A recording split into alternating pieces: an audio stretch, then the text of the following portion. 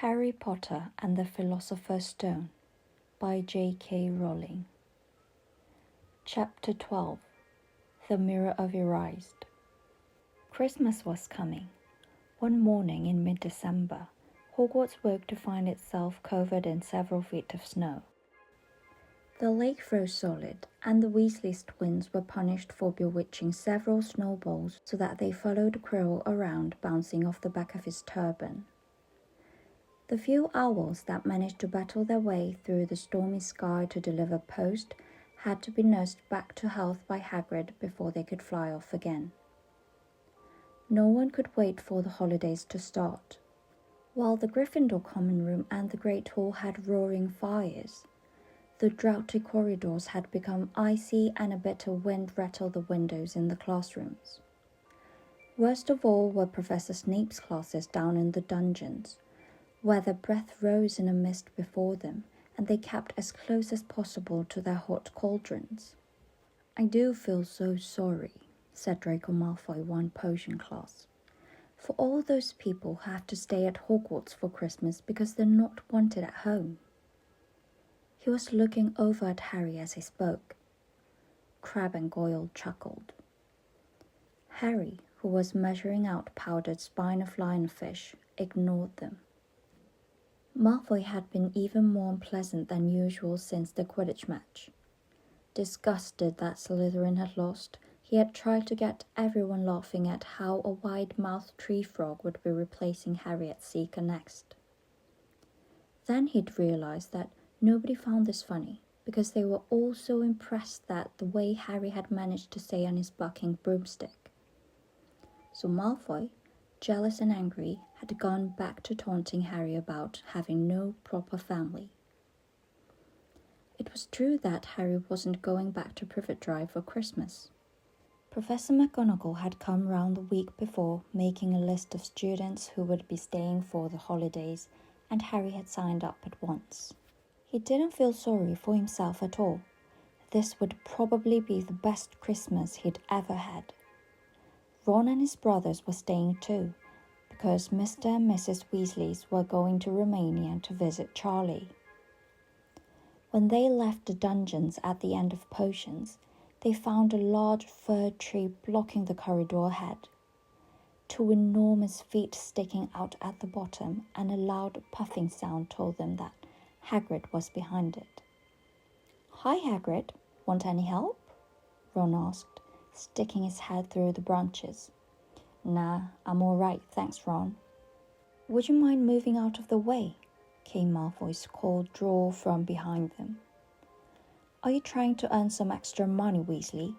Hoping to be gamekeeper yourself when you leave Hogwarts, I suppose. That hut of Hagrid's must seem like a palace compared to what your family's used to." Ron dived at Malfoy just as Snape came up the stairs. "Weasley!" Ron let go of the front of Malfoy's robes. "He was provoked, Professor Snape," said Hagrid, sticking his huge hairy face out from behind the tree. "Malfoy was insulting his family." "Be that as it may, fighting is against Hogwarts rules, Hagrid," said Snape silkily. 5 points from Gryffindor, Weasley, and be grateful it isn't more. Move along, all of you." Malfoy, Crabbe, and Goyle pushed roughly past the tree, scattering needles everywhere and smirking. "I'll get him," said Ron, grinding his teeth at Malfoy's back. "One of these days, I'll get him." "I hate them both," said Harry, Malfoy and Snape. "Come on, cheer up. It's nearly Christmas," said Hagrid. "Tell you what, come with me and see the Great Hall. Looks a treat." So Harry, Ron, and Hermione followed Hagrid and his tree off to the Great Hall, where Professor McGonagall and Professor Filtwick were busy with the Christmas decorations. Hagrid, the last tree. Put it in the far corner, would you?" Festoons of holly and mistletoe hung all around the walls, and no fewer than 12 towering Christmas trees stood around the room, some sparkling with tiny icicles, some glittering with hundreds of candles. How many days you got left until your holidays? Hagrid asked.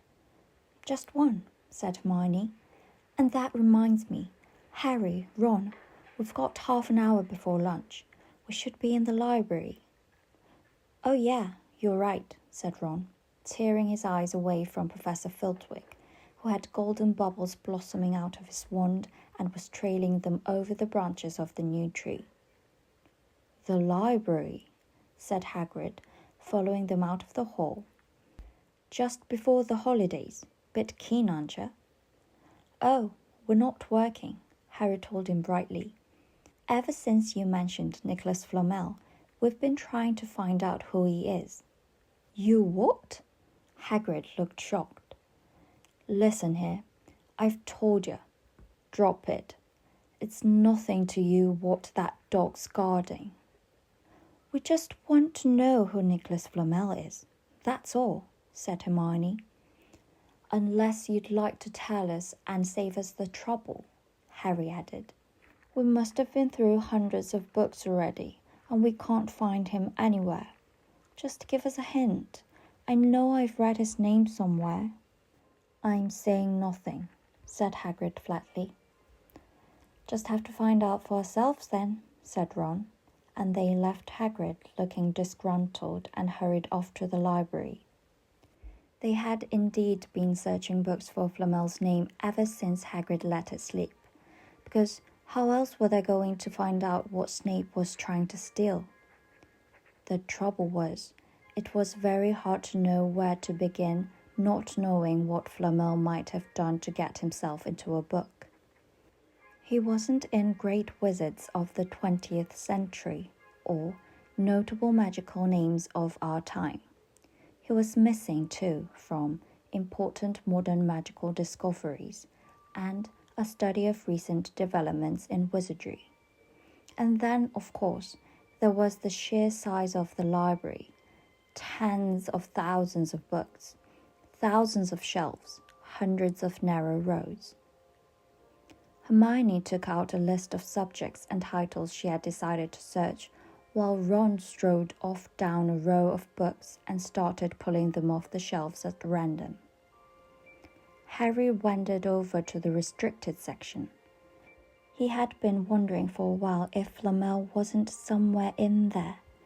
Unfortunately, you needed a special signed note for one of the teachers to look any of the restricted books, and he knew he'd never get one.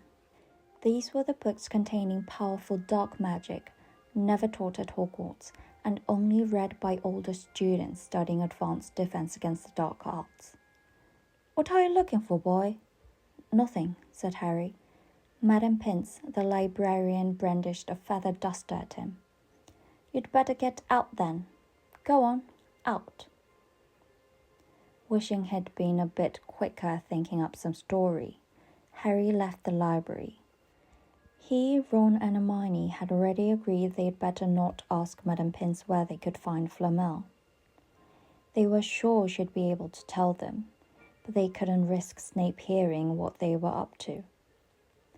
Harry waited outside in the corridors to see if the other two had found anything, but he wasn't very hopeful. They had been looking for a fortnight after all, but as they only had odd moments between lessons, it wasn't surprising they'd found nothing. What they really needed was a nice long search without Madame Pince breathing down their necks. 5 minutes later, Ron and Hermione joined him, shaking their heads. They went off to lunch. You will keep looking while I'm away, won't you? Said Hermione, and send me an owl if you find anything. And you could ask your parents if they know who Flamel is, said Ron. It'd be safe to ask them. Very safe, as they're both dentists, said Hermione. Once the holidays had started, Ron and Harry were having too good a time to think much about Flamel. They had the dormitory to themselves, and the common room was far emptier than usual, so they were able to get the good armchairs by the fire. They sat by the hour eating anything they could spare on a toasting fork, bread, crumpets, marshmallows, and plotting ways of getting Malfoy expelled, which were fun to talk about even if they wouldn't work. Ron also started teaching Harry wizard chess. This was exactly like Muggle chess, except that the figures were alive, which made it a lot like directing troops in battle. Ron's set was very old and battered. Like everything else he owned, it had once belonged to someone else in his family. In this case, his grandfather. However, old chessmen weren't a drawback at all. Ron knew them so well, he never had trouble getting them to do what he wanted. Harry played with chessmen Seamus Finnegan had lent him, and they didn't trust him at all. He wasn't a very good player yet, and they kept shouting different bits of advice at him, which was confusing. "Don't send me there. Can't you see his knight? Send him. We can afford to lose him." On Christmas Eve, Harry went to bed looking forward to next day for the food and the fun, but not expecting any presents at all. When he woke up early next morning, however, the first thing he saw was a small pile of packages at the foot of his bed. "Happy Christmas," said Ron sleepily as Harry scrambled out of bed and pulled on his dressing gown. "You too," said Harry. "Will you look at this? I've got some presents." "What did you expect?" "Turnips," said Ron, turning to his own pile, which was a lot bigger than Harry's.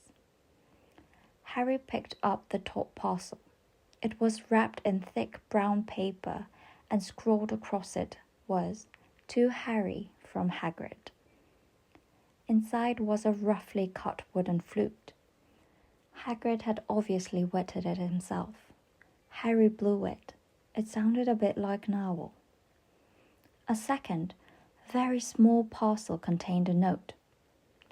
"We received your message and enclose your Christmas present.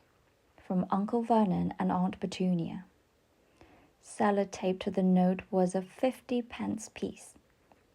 "That's friendly," said Harry.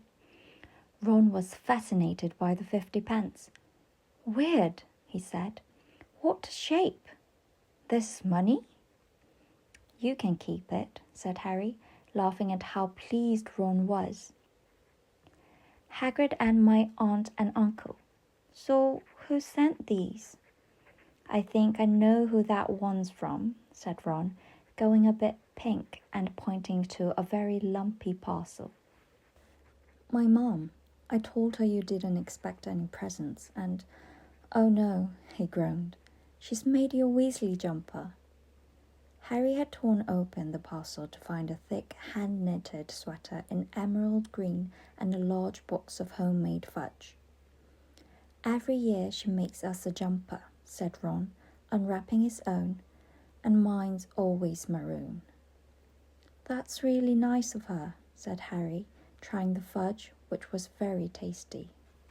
His next present also contained sweets, a large box of chocolate frogs from Hermione. This left only one parcel. Harry picked it up and felt it. It was very light. He unwrapped it. Something fluid and silvery grey went slithering to the floor, where it lay in gleaming folds. Ron gasped. "I've heard of those," he said in a hushed voice, dropping the box of every flavour beans he'd got from Hermione. "If that's what I think it is, they're really rare and really valuable." "What is it?" Harry picked the shining silvery cloth off the floor. It was strange to the touch, like water woven into material. "It's an invisibility cloak," said Ron, a look of awe in his face. "I'm sure it is. Try it on." Harry threw the cloak around his shoulders, and Ron gave a yell. "It is! Look down." Harry looked down at his feet, but they had gone. He dashed to the mirror. Sure enough, his reflection looked back at him, just his head suspended in midair, his body completely invisible. He pulled the cloak over his head and his reflection vanished completely. "There's a note," said Ron suddenly. A note fell out of it. Harry pulled off the cloak and seized the letter. Written in narrow, loopy writing he had never seen before were the following words. "Your father left this in my possession before he died. It is time it was returned to you. Use it well. A very Merry Christmas to you." There was no signature. Harry stared at the note. Ron was admiring the cloak.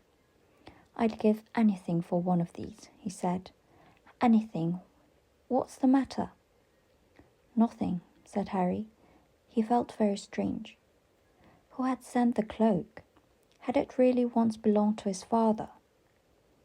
Before he could say or think anything else, the dormitory door was flung open and Fred and George Weasley bounded in.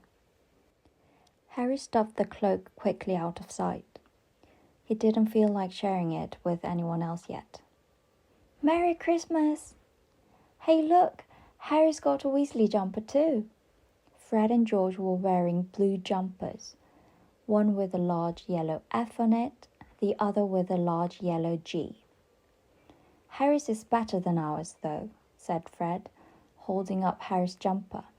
"She obviously makes more of an effort if you're not family." "Why aren't you wearing yours, Ron?" George demanded. "Come on, get it on. They're lovely and warm." "I hate maroon," Ron moaned half-heartedly as he pulled it over his head. "You haven't got a letter on yours," George observed.